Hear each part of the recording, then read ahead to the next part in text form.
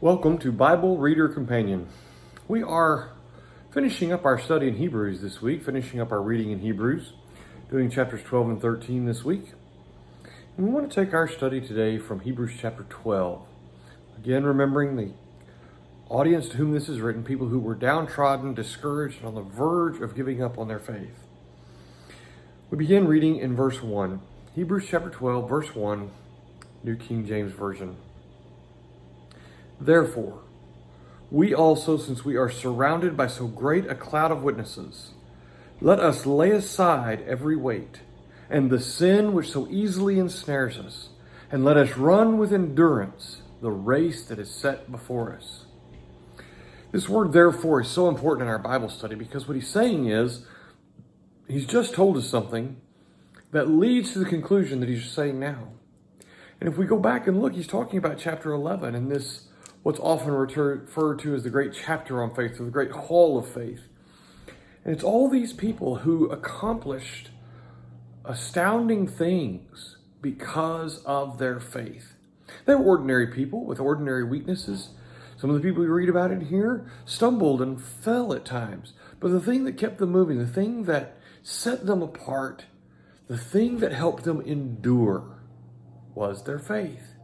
He says, therefore, we also, just like those people, just like those who faced the ordinary trials and tribulations and the difficult things in life, and they overcame through faith, we need to do the same.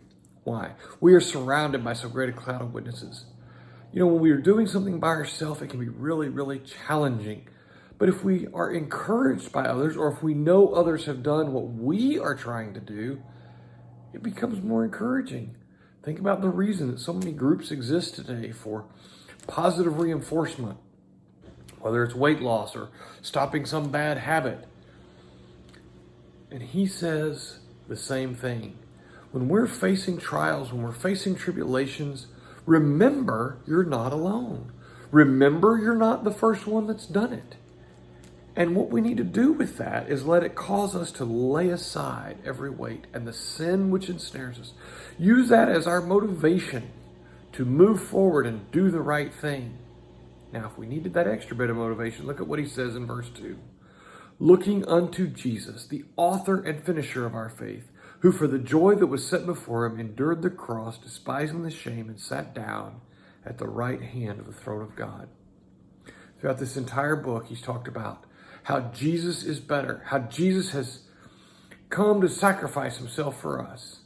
And he is the perfect example of someone who overcame the tribulations of this world. And he is the one on whom we should build our faith. The author, the beginning, and the finisher of our faith. The one who finalizes and makes it all perfect. Think on these things, and we hope you'll join us again tomorrow.